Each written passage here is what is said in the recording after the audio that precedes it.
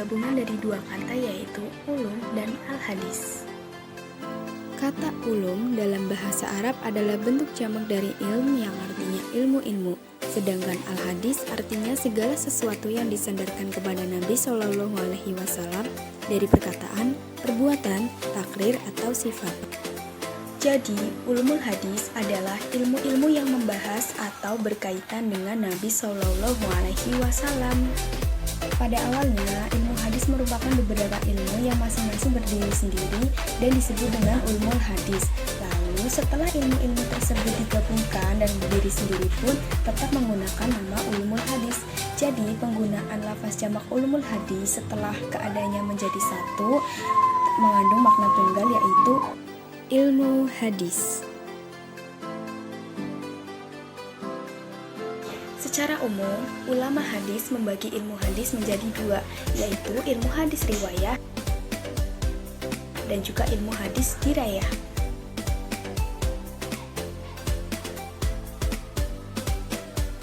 Menurut Al-Afkani, yang dimaksud dengan ilmu hadis riwayah yaitu ilmu hadis yang khusus berhubungan dengan riwayah adalah ilmu yang meliputi pemindahan atau periwayatan perkataan Nabi Shallallahu Alaihi Wasallam dan perbuatannya, serta periwayatannya, pencatatannya, dan penguraian lafaz-lafaznya. Lalu, menurut Muhammad Ngajaj Al-Khatib, ilmu hadis riwayah yaitu ilmu yang membahas tentang pemindahan segala sesuatu yang disandarkan kepada Nabi Shallallahu Alaihi Wasallam berupa perkataan, perbuatan, takrir, sifat jasmania atau tingkah laku dengan cara yang teliti dan terperinci. Lalu, definisi yang hampir senada dikemukakan oleh Zafar Ahmad Ibn Latif Al-Utsmani Al-Tahanawi. Ilmu hadis riwayah adalah ilmu yang dapat diketahui dengannya perkataan, perbuatan, dan keadaan Nabi Shallallahu Alaihi Wasallam serta periwayatan, pencatatan, dan penguraian lafaz-lafaznya. Dari ketiga definisi di atas dapat dipahami bahwa ilmu hadis riwayah adalah ilmu yang membahas tentang periwayatan, pemeliharaan, dan penulisan atau pembukuan hadis Nabi Shallallahu Alaihi Wasallam. Objek kajian ilmu hadis riwayah yang pertama, cara periwayatan hadis, yaitu dari cara penerimaan dan juga penyampaian dari seorang perawi kepada perawi lainnya. Dan yang kedua, cara pemeliharaan hadis, yaitu dalam bentuk penghafalan, penulisan, dan juga pembukuannya. Lalu untuk yang selanjutnya adalah tujuan dari ilmu hadis riwayah, yakni ada dua. Yang pertama, agar tidak lenyap, dan yang kedua, agar tidak terjadi kekeliruan atau kesalahan dalam periwayatan, penulisan, maupun pembukuannya. Ilmu hadis riwayah sudah ada semenjak Nabi Shallallahu Alaihi Wasallam masih hidup, yaitu bersamaan dengan dimulainya periwayatan. Periwayatan dan pemeliharaan hadis Nabi berlangsung hingga usaha penghimpunan hadis secara resmi dilakukan pada masa pemerintahan Khalifah Umar Al-Aziz.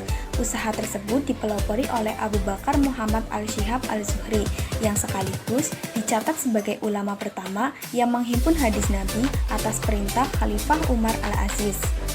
Usaha penghimpunan, penyeleksian, penulisan, dan pembukuan hadis secara besar-besaran terjadi pada abad ketiga Hijriah yang dilakukan oleh para ulama. Dengan dibukukannya hadis-hadis tersebut, pada masa selanjutnya, buku-buku tersebut menjadi rujukan bagi para ulama yang akan datang, sehingga ilmu hadis riwayah tidak banyak lagi berkembang. Dengan demikian, pada masa berikutnya, apabila terdapat pembicaraan dan pengkajian ilmu hadis, maka yang dimaksud adalah ilmu hadis dirayah.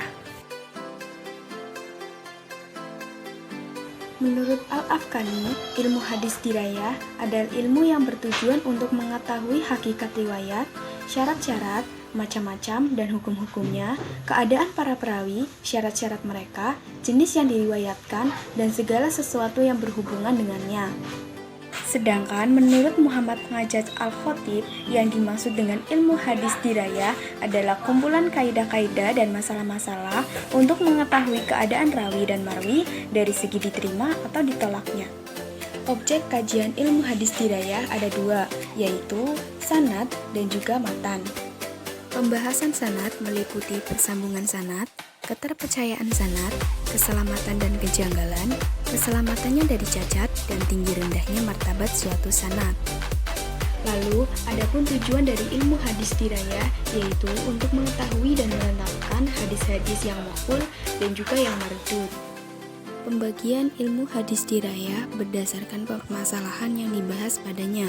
Yang pertama, pembahasan tentang pembagian hadis sahih, hasan, dan do'if. Lalu pembahasan tentang tata cara penerimaan dan periwayatan hadis. Lalu pembahasan al-jarih dan al-ta'dil. Lalu yang terakhir, pembahasan tentang perawi dan lain-lain. Pada dasarnya, ilmu hadis sudah ada semenjak dimulainya periwayatan hadis dalam Islam dengan menggunakan metode-metode dan kaidah-kaidah tertentu dalam periwayatan hadis.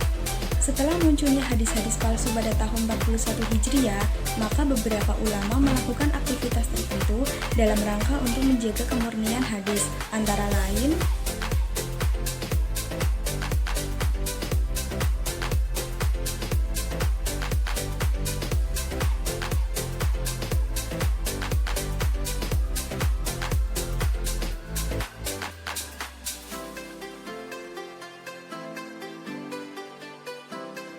kegiatan para ulama hadis pada abad pertama Hijriah telah memperlihatkan pertumbuhan dan perkembangan ilmu hadis. Selanjutnya, pada abad kedua Hijriah, ketika hadis telah dibukukan secara resmi atas prakarsa Khalifah Umar al-Aziz, para ulama yang bertugas dalam menghimpun dan membukukan hadis tersebut menerapkan ketentuan-ketentuan ilmu hadis yang sudah ada dan berkembang pada masa mereka. Pada abad ketiga Hijriah, mulailah ketentuan-ketentuan dan rumusan kaidah hadis ditulis dan dibukukan, namun masih bersifat parsial.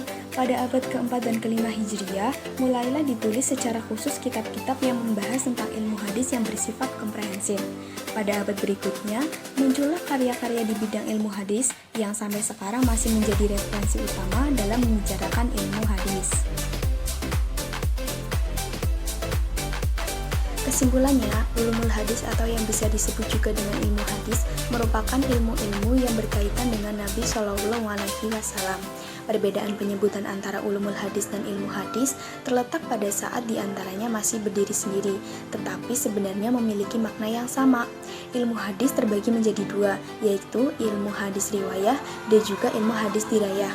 Baik ilmu hadis riwayah maupun dirayah sudah ada semenjak Nabi Shallallahu Alaihi Wasallam masih hidup. Perkembangan ilmu hadis setelah Nabi wafat tidak terhenti. Terbukti pada abad kedua hadis telah dibukukan secara resmi atas prakarsa Khalifah Umar al-Aziz. Kemudian pada abad-abad selanjutnya ilmu hadis berkembang sangat pesat. Kemudian bermuncullah karya-karya yang sampai sekarang masih menjadi referensi dalam membahas ilmu hadis.